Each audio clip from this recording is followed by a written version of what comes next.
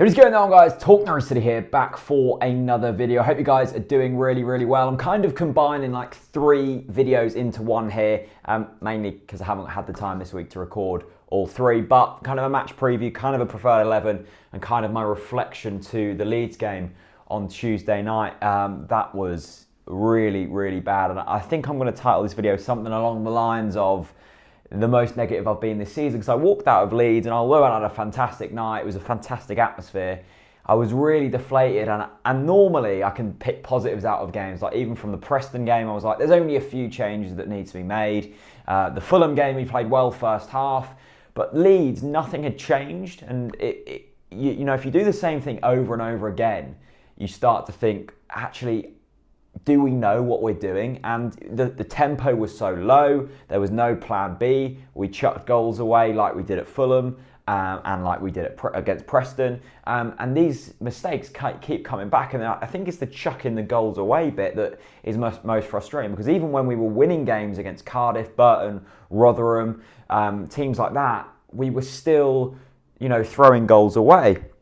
But now we've started losing games because of this. You know, Cardiff, Rotherham and Burton we kind of got away with because they were not really at the races. We just had a tiny bit more quality. You come up against Fulham, Leeds and Preston, who have that tiny bit more quality, not much, but a tiny bit more, and then you start to struggle. It was so frustrating against Leeds because we were 2-1 up against 10 men. Not many people realised that. Leeds were down to 10 men because they'd used all their subs and they had an injury, so they were down to 10 men. We go 2-1 up, we've got 10 minutes left. And for some reason, you've got Robbie Brady, who's halfway up the pitch and is caught well out of position. You've got John Ruddy, who's just flapping at the ball when he goes down and should have saved it. And the defence just completely capitulated. And you just think, how have we not defended that? Even the first one, Ben Godfrey, admittedly, was kind of at fault, but you know, he's a youngster. Except for that, I thought he played really well.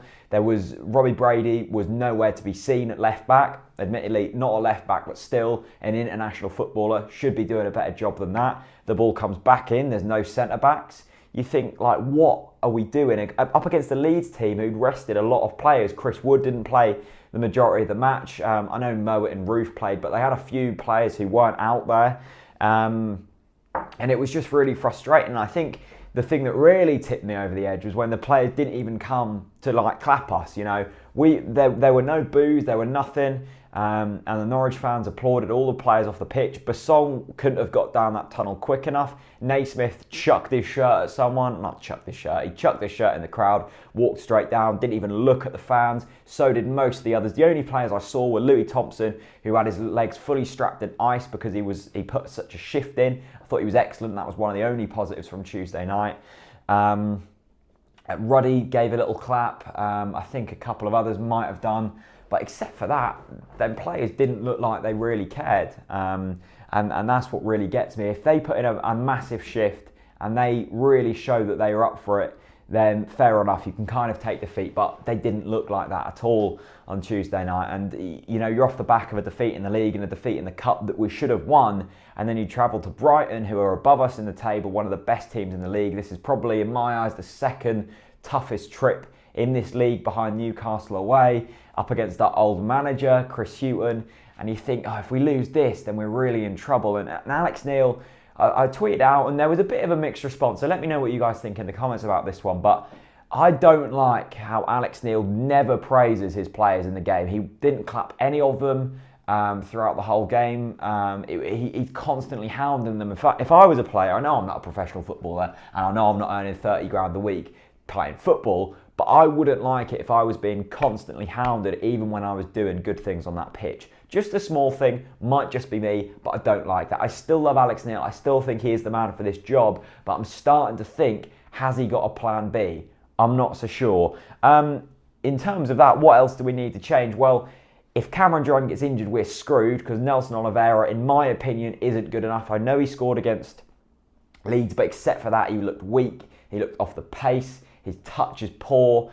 Not too sure. The defence doesn't look firm at all. And I know it's because we're playing attacking football, but the tempo isn't there. So the attacking football isn't flowing. We're trying to play attacking football. We're committing men forwards, but because we're passing it so slow, it's just not working. So that's another thing. But I suppose there are a few positives. You've got Matty Jarvis, who's going to be back from injury in a couple of weeks. Apparently, Yusuf Malumba will be back. Stephen Whittaker will be back. That's a few more players to give us a bit more depth in the squad. And I mean, we're still fourth in the table. As well as that, we're up against the Brighton team, who haven't scored many goals this season. They've scored 10 less than us, but also conceded 10 less than us. So you can tell that Chris Hughton has implemented his defensive style in at Brighton, and they're basically sitting back and trying to nick a goal on the counter. And they've got some good players, to be fair to Brighton. It's not going to be easy at all. And, you know, I was going to make a preview and a preferred 11, but I thought I've already said the things I need to. We need to pass the ball quicker. We need to get it to players who actually fit. Apparently, this is one of the key things that Alex Neil said in his press conference. They've rested and taken care of Jacob Murphy ahead of this weekend's game, because he's one of the key men. And I understand that. I think Jacob Murphy is one of the key men, but recent weeks he looks tired, he looks jaded, so hopefully we'll see him back to his best. We just need to pass the ball quicker, and we just need to look a bit more organised at the back. Apparently Pinto's 50-50, so I doubt he's going to be risked, to be honest, which means maybe Russell Martin at right back, which he's okay at right back, he does a job, but he isn't as attacking. I think Martin Olsen coming back in at left back is going to be massive for us, because Brady's just not a left back. We've conceded so many goals this season from when he's played there, and he just doesn't look good there at all. He doesn't even really look good in left wing, so I want to be seeing more from Robbie Brady. I think the formation needs changing. The midfield keeps being overrun. If we see Wes back in the mix from the League Cup game, then brilliant. You know, I'm not fully negative, but I'm certainly not feeling as optimistic as I was a couple of weeks ago. I think the players really do need to show the fans that they're up for this, and that they're ready to go. And Alex Neil maybe needs to change a few things up and show that he has a plan B, because the fans are starting to lose patience. I'm starting to lose patience. But at the same time, if you beat Brighton, you go back into second in the league, then it's slightly easier to take. So it's a massive game this weekend, a huge turning point. It could be in the season. You win, brilliant, all guns blazing. If you lose, then it's going to be tough. It's going to be very tough from here on in. Big thank you for watching. I'm going to Brighton tomorrow, so if you see me, come and get on the matchday experience. Come and say hello. Yeah. Leave a comment down in the comment section below. The videos I've uploaded this week, the matchday experience from Leeds, if you haven't already watched that, go and check that out. And also an Inter Matalan episode, it's my five-a-side series, which I'm trying to push.